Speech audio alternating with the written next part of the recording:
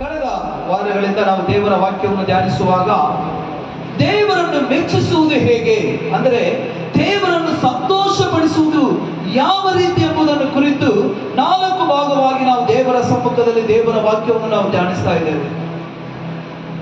கர்த்தரை எப்படி நம்ம சந்தோஷப்படுத்த முடியும், அல்லது நாம் எப்படி தேவன் நம்மை அவர் அன்பு செய்கிற விதமாய் கர்த்தரை எப்படி நாம் சந்தோஷப்படுத்த முடியும் என்பத காரியத்தை குறித்து நாம் 4 காரியங்களை கர்த்தருடைய சமூகத்தில் நாம் தியானித்து வந்தோம். அல்லேலூயா. ಮೊದಲಾவது எப்படி ಯಾವ ರೀತಿ ನಾವು ದೇವರನ್ನು ಸಂತೋಷಪಡಿಸೋದು? ಶುದ್ಧ ಕಾಣಿಕೆಯಿಂದ ನಾವು ದೇವರಿಗೆ ಇಡುವಂತ ಬಲಿ ಅಂದ್ರೆ ಕಾಣಿಕೆಯಿಂದ ನಾವು ದೇವರನ್ನು ಮೆಚ್ಚಿಸಲು ಸಾಧ್ಯ ಅಥವಾ ದೇವರನ್ನು ಸಂತೋಷಪಡಿಸಲು ಸಾಧ್ಯ. ಆಬೇಲನ ಕಾಣಿಕೆಯನ್ನು ಕರ್ತನ ಅಂಗೀಕಾರ ಮಾಡಿಕೊಂಡು ಕಾಯಿನನ ಕಾಣಿಕೆಯನ್ನು ದೇವರು ತಿರಸ್ಕಾರ ಮಾಡಿದರು. ಆಬೇಲನು ಕೊಟ್ಟಂತ ಕಾಣಿಕೆ ದೇವರ ಸಮ್ಮುಖದಲ್ಲಿ ಒಂದು ಉತ್ತಮವಾದಂತ ಕಾಣಿಕೆಯಾಗಿ ಆಬೇಲನ ಹೃದಯವು ಆಬೇಲನು ದೇವರಿಗೆ ಭಯಪಟ್ಟವನಾಗಿ ಆಬೇಲನು ದೇವರಿಗೆ ಮೆಚ್ಚುಗೆಯಾದವನಾಗಿ ಅವನ ಕಾಣಿಕೆ ಶುದ್ಧವಾಗಿದ್ದ ಕಾರಣ ಆಬೇಲನ ಕಾಣಿಕೆ ದೇವರು ಅಂಗೀಕಾರ ಮಾಡಿಕೊಂಡರು. ಅಂತೆಗೆ ಹಲ್ಲೆಲೂಯಾ. ಆದ್ರೆ ಕಾಯಿನನ ಕಾಣಿಕೆಯನ್ನು ದೇವರು ತಿರಸ್ಕಾರ ಮಾಡಿದರು.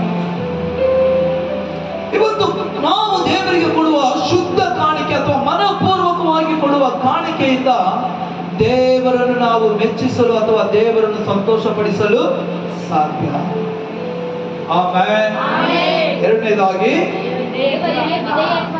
ದೇವರಿಗೆ ನಾವು ವಿಧೇಯತ್ವವಾಗುವಾಗ ಅಥವಾ ದೇವರಿಗೆ ನಾವು ವಿಧೇಯರಾಗುವಾಗ ದೇವರ ಹೃದಯವನ್ನು ಗೆಲ್ಲಲು ಅಥವಾ ದೇವರನ್ನು ನಾವು ಮೆಚ್ಚಿಸಲು ಸಾಧ್ಯ, ದೇವರನ್ನು ಸಂತೋಷಪಡಿಸಲು ಸಾಧ್ಯ.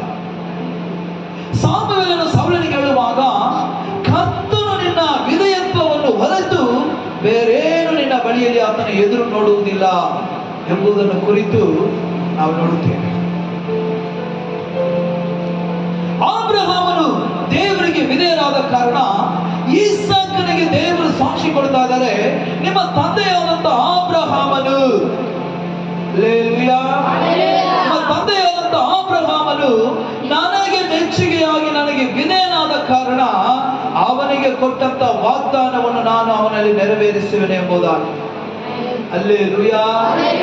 ಎರಡನೇದಾಗಿ ನಾವು ದೇವರಿಗೆ ವಿಧೇಯ ಆಗುವುದರಿಂದ ಕರ್ತನನ್ನು ಮೆಚ್ಚಿಸಲು ಸಾಧ್ಯ.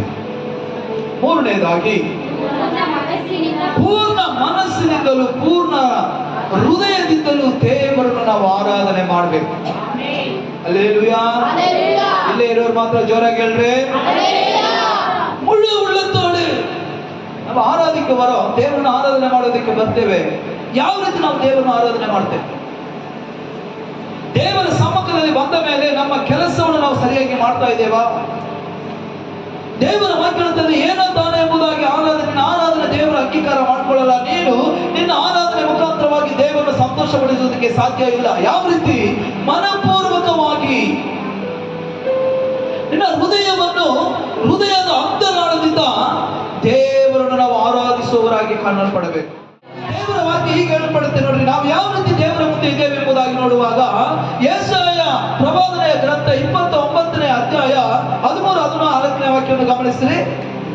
ಯೆಶಾಯ 29:13-14 ಯಾವ ರೀತಿ ಇದೆ ನೋಡಿ. ನಾವು ದೇವರ ಮುಂದೆ ಹೇಗಿದ್ದೇವೆ ಎಂಬುದನ್ನು ಕುರಿತು ಪ್ರವಾದನೆ ಮುಖಾಂತರವಾಗಿ ಕರ್ತನ ಮಾತಾಡಿದ. ಈ ಜನರು ಬರೀ ಮಾತಿನಿಂದ ನನ್ನ ಆಲಯಕ್ಕೆ ಬಂದಿದ್ದಾರೆ. ಚೆನ್ನಾಗಿ ಗಮನಿಸಬೇಕು. ಹಲ್ಲೆಲೂಯಾ. ನನ್ನ ಜನರು ಬರೀ ಮಾತಿನಿಂದ,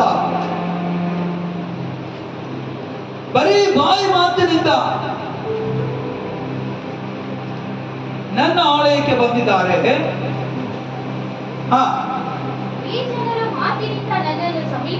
ನನ್ನನ್ನು ಸಮೀಪಿಸಿ ತುಟಿಯಿಂದ ಬರೀ ತುಟಿಯಿಂದ ಮಾತ್ರ ನನ್ನನ್ನು ಸನ್ಮಾನಿಸುತ್ತಾರೆ. ಇವರ ಮನಸ್ಸನ್ನು ದೂರ ಮಾಡಿಕೊಂಡು ಬಾಯಿಪಾಠವಾಗಿ ಕಲಿತಿರುವ ಮನುಷ್ಯರ ಆಜ್ಞೆಗೆ ಸರಿಯಾದ ಭಯಭಕ್ತಿಯನ್ನು ಮಾತ್ರ ನನ್ನಲ್ಲಿ ஆமென். அல்லேலூயா. தமிழ் வாசிங்க வசனத்தை. தன்னுடைய வாயினால் என்னிடத்தில் சேர்ந்து ಉದಡುಗಳಿನಾಲ ಏನ ಗಣಪಡುತ್ತಾರೆ. ಗಮನಿಸಿರಿ, ಈ ಜನರು ಬರೀ ತುಟಿಯಿಂದ ಎಷ್ಟು ಜನ ನೀವು ಆರಾಧನೆ ಮಾಡುವಾಗ ನಿಮ್ಮ ಮನಸ್ಸು ಬೇರೆ ಕಡೆ ಹೋಗದೆ ಯೇಸು ಸ್ವಾಮಿಯನ್ನೇ ನನ್ನ ಹೃದಯ ದೃಷ್ಟಿಸಿದೆ, ಆತನನ್ನೇ ನಾನು ನೆನೆಸಿ ಆರಾಧನೆ ಮಾಡಿದ್ದೇನೆ ಎಂಬುವರು ಎಚ್ಚರ ಇದ್ದೀರಾ?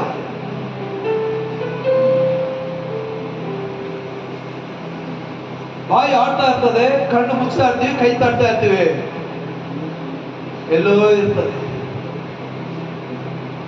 ಇಂಥ ಆರಾಧನೆ ದೇವರಿಗೆ ಪ್ರಿಯವಾದ ಆರಾಧನೆ ಅಲ್ಲ. ಈ ಆರಾಧನೆ ದೇವರು ಮೆಚ್ಚುವಂತ ಆರಾಧನೆ ಅಲ್ಲ. ಅಲ್ಲಿ ನೋಡಿ, ದೇವರ ವಾಕ್ಯ ಇರ್ತದೆ, ನನ್ನ ಜನರು ಏನ್ ಮಾಡ್ತಾ ಇದ್ದಾರೆ? ತುಟಿಯಿಂದ ಮಾತ್ರ ನನ್ನನ್ನು ಆರಾಧನೆ ಮಾಡ್ತಾ ಇದ್ದಾರೆ, ಬಾಯಿ ಮಾತಿನಿಂದ ಶಬ್ದದಿಂದ ನನ್ನನ್ನು ಕೂಡಿ ಆಡ್ತಾ ಇದ್ದಾರೆ, ಆದರೆ ಅವರ ಹೃದಯವೋ ಎಲ್ಲಿದೆ? ಆಮೇಲೆ எப்படி சொல்லப்படுது? வெகு தூரமாய் இருக்கு. ಕೊಂಚ ದೂರ ಇಲ್ಲ, ಸ್ವಲ್ಪ ದೂರ ಅಲ್ಲ, ತುಂಬಾ ದೂರದಲ್ಲಿ ಅಳಿತಾ ಇದೆ ನಮ್ಮ ಹೃದಯ, ಆದ್ರೆ ಬಾಯಿ ಮಾತ್ರ ಇಲ್ಲಿ ಆಡ್ತಾ ಇದೆ.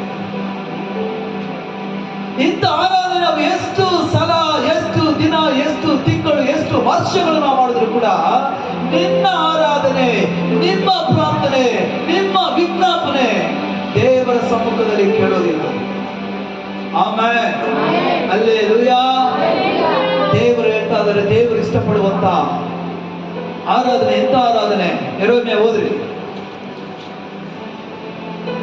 ನೀವು ನನ್ನನ್ನು ಹುಡುಕುವಿರಿ. ಚೆನ್ನಾಗಿ ಗಮನಿಸ್ರಿ, ನನ್ನ ಜನರೇ, ನೀವೆಲ್ಲರೂ ಕೂಡ ನನ್ನನ್ನು ಹುಡುಕ್ತಾ ಇದ್ದೀರಾ, ಒಳ್ಳೆಯದು. ಭಾನುವಾರ ಆದ್ರೆ ಆರಾಧನೆಗೆ ವೇಗವಾಗಿ ಬಂದ್ಬಿಡ್ತೀರಾ, ಒಳ್ಳೆಯದು. ಪ್ರತಿ ದಿನ ದೇವರನ್ನು ದೇವರ ಸಮ್ಮುಖದಲ್ಲಿ ಪ್ರಾರ್ಥನೆ ಮಾಡ್ತೀರಾ, ಒಳ್ಳೆಯದು. ಕೈ ತಟ್ತೀರಾ, ಒಳ್ಳೆಯದು.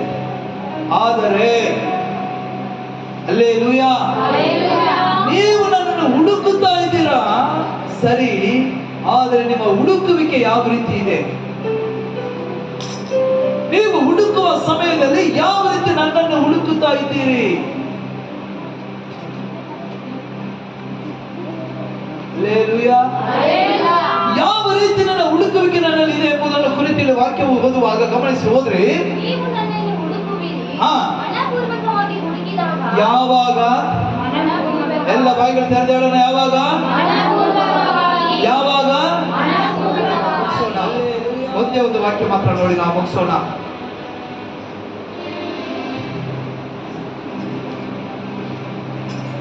ಕೀರ್ತನೆ 9ನೇ ಅಧ್ಯಾಯ 1-2 ವಾಕ್ಯ ಮಾತ್ರ ಓದಿ ನಾವು ಮುಗಿಸೋಣ.